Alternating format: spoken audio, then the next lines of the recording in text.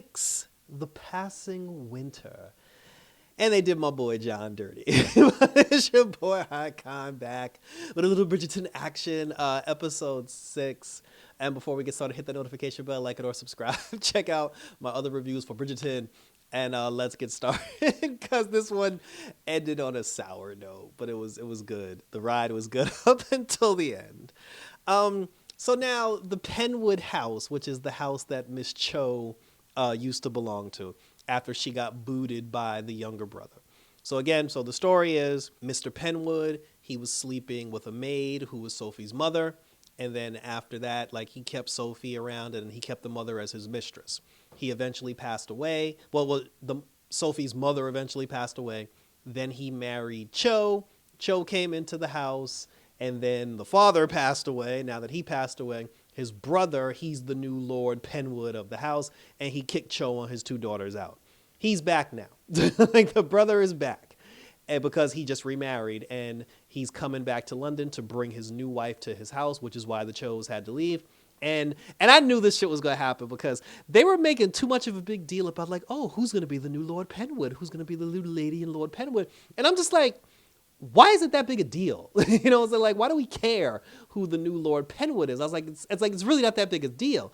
Unless he has something to do with the truth about Sophie and giving Sophie a title and all this other stuff. I was like, I don't see the point of, like, why we should give a shit. But then they were making a bigger deal about who the lady of the house was. And then as soon as they showed the carriage pull up, and then Lord Penwood got out of the carriage, and then he extended the hand, and then a hand went out and touched him, but they never showed the face. I was like, why are we going through this much trouble just to hide the identity of... I was like, oh shit, it's fucking Krista Kappa. And lo and behold, I was right, it's Krista Kappa. She said that when she was with her aunt, because remember, she got cast out of society, she went to go live with her aunt. Her aunt was actually friends with Penwood, and, you know, he took a liking to her, and then he married her, and he brought her back to high society. And I was like, Krista Kappa back up in this biatch. So, and it was good, because if you remember her from the first 3 seasons, she was basically like the one chick who was she was the mean girl of the group, and then she got exiled because she couldn't find a husband because she was a total biatch. So now she's back, and she's gonna host a ball. Now, the queen ain't fucking with her because the queen was like, you know, you lied to me. You told everybody you were whistled down. You weren't whistled down, like all this other stuff. And then, you know, she made Penelope's life a living hell for 3 years. So she tried to make amends. Like, she went from door to door, house to house, and she invited everybody to, you know, a party that she was throwing.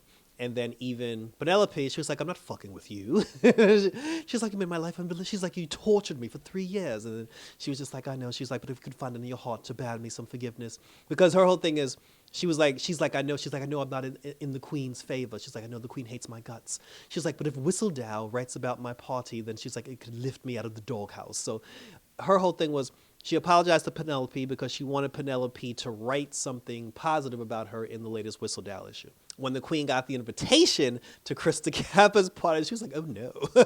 She's like, does this girl think I'm mad? She's like, why would I attend her party? And then that's when Alice finally spoke up. Because Alice has been struggling trying to find her place as a lady in waiting. And then she took it upon herself to say to the queen, like, Your Majesty, she was like, how about you tell Krista Kappa to throw the party in your honor and then not show up? She was like, this way the entire town will know where she stands and she'll be embarrassed in front of a live audience.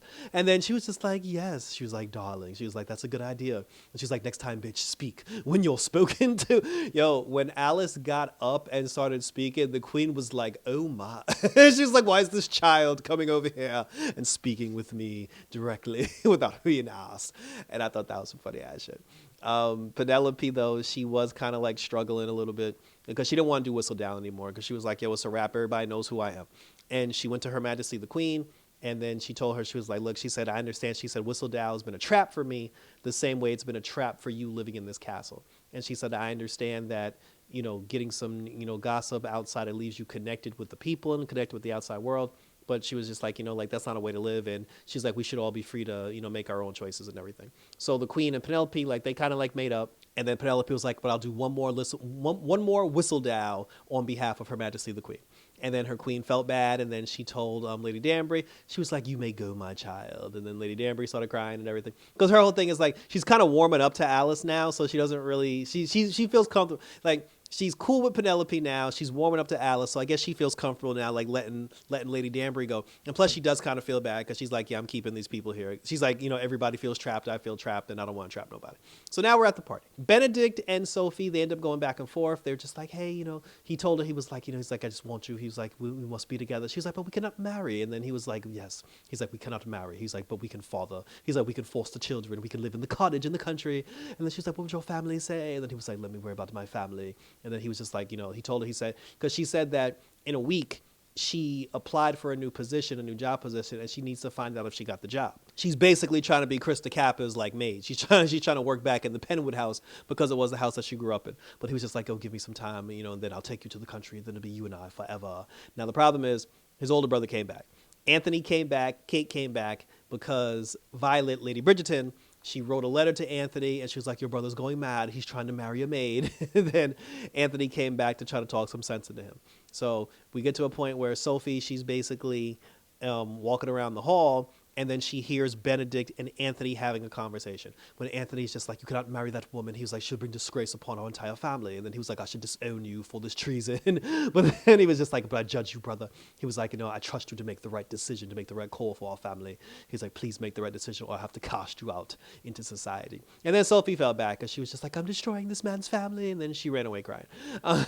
Benedict found her. He was like, don't listen to what my brother has to say. She was like, but it's true. She was like, we can never marry. And then she was like, I will never bring children into this world, where there's chaos and they won't be loved as much as the Bridgerton family loves their children. And she was like, I would not subject to it.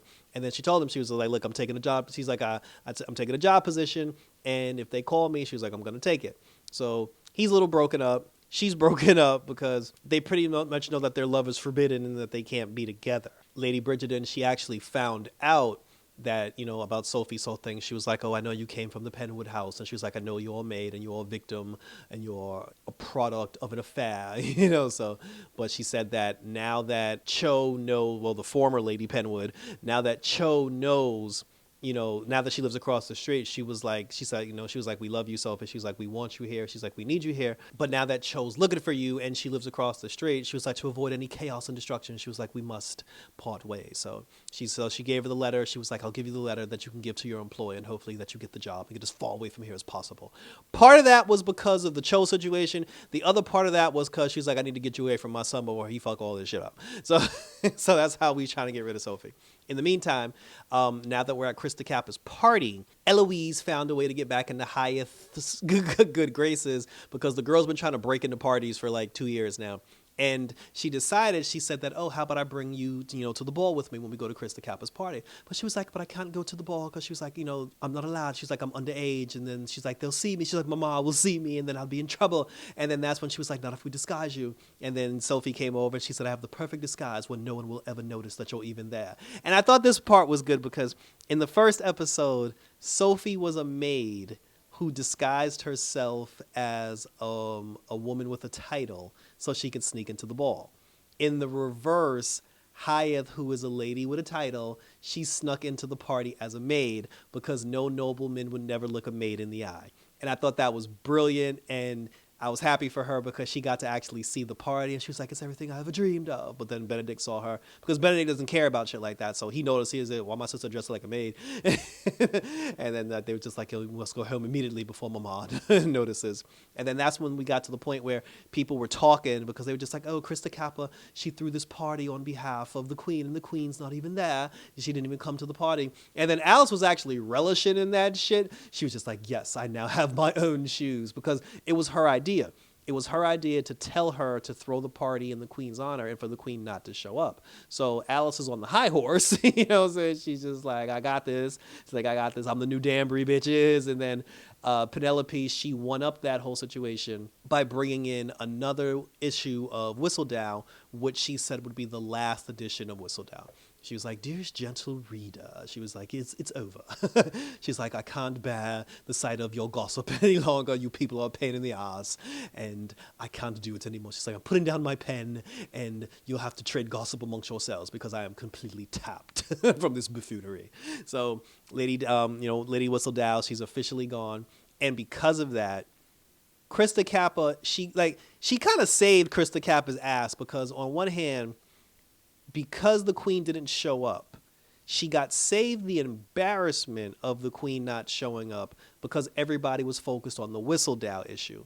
Then at the same time, she spared her from, from being like socially like humiliated. And at the same time, people can also talk like, oh, Krista Kappa's party is where Whistledown finally made her, her end and everything. So she can kind of brag about that a little bit. And like I said, she could save face at the same time. So she did right by her in the end. And then, as I said, it was like she did right by Krista Kappa, but she kind of like stuck it to her in the end. The queen, she went to go talk to the queen. The queen was like, good. She's like, that's what she gets, and then she told, she told Miss Penelope, she was like, I look forward to seeing what you write. And she said, once in a while, come by and share a little bit of gossip with me. And then, that's basically all. The queen just wants a friend. So she just wants a friend. So Alice will be that friend for her eventually. We're waiting for the moment where Sophie, gets the position now, whether she gets the position or not, and how this will, how all this will unfold. But then here comes the dark part of the episode, the part that I didn't like. So John, Francesca, and his cousin, the three of them are all talking. They're putting a puzzle together. They're having a good time.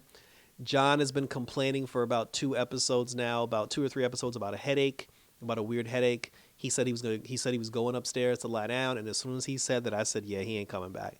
Something happened, and the boy dead. He's deceased. Francesca went upstairs and just saw him laying there. She was like, John, wake up. And he didn't wake up, so I know what that means. And I like John. Like, John was a smooth character. Like, he was just like, he was poised. Like, he was cool at the same time. And then he was just, he would always lean in before he's like talking that. I miss John. And then the two of them had like a magical moment where they looked at the moon one last time. He's like, remember when we first met at the party and all we wanted was silence together? And then I'm just like, oh, shit. So, and then watch the girl be pregnant. Watch Francesca be pregnant now that he's gone. That hurt. And I know I didn't know there were Bridgerton books, but apparently there were Bridgerton books. And I did read up, like after the fact, like I did read up on that. And they said that in the book, like he dies of a head aneurysm or something, like a brain aneurysm. And I also heard some things that's going to happen with Francesca, which I'm kind of figuring out how I feel about that going forward. But I do feel bad for Francesca, and like I said, I definitely feel bad for the John character because I miss the John. I'm gonna miss the John character. Like I like the John character, and then Sophie and Benedict had to say goodbye because she was just like, we can't bring children into a world that will not accept them. She's like, I won't do it. And then she ran away and she's brokenhearted. Everybody's brokenhearted. The episode actually ended with everybody being brokenhearted except for Hyatt because she actually got to go to a party. And Marcus actually did propose to Lady Bridgerton Violet. So they're going to get married, which is kind of fucked up because now that Lady Danbury's allowed to leave the country, she got to come back for her brother's wedding. And thank you for tuning in. So yeah, this sucked because like I said, it started good. It was a good episode. It was a great episode. It was an enjoyable episode. And then that downer at the. But I knew something had to happen because first of all, we got 2 episodes left, and Sophie and Benedict are talking about getting married. So I'm just like, nah, like something else has got to happen. And the thing with Cho's trying to get the cops after Sophie because she's like, she stole my shoes, although the shoes turned out to be worthless anyway. It said Lady Bridgerton, she knows the truth and everything. Yeah, so we'll see 2 more episodes to go, and I look forward to bringing this Bridgerton action to all of you. So thank you for tuning in. Check out my other reviews for Bridgerton up on my YouTube channel. Check out my reviews for Wonder Man if you guys want to check out Wonder Man. Again, go to my second channel, Bright Eyes Media, for all your fashion desires. And again, we got 2 more episodes in the pipeline, so we're going to conclude Bridgerton. Well, we already know it ends on a sour note now because of the John situation, but we got 2 more episodes to see what happens with Sophie, with Benedict, and everything in between. So that was it, guys. So thanks for tuning in. So until next time for some more Bridgerton action, take care, and we're out. Peace.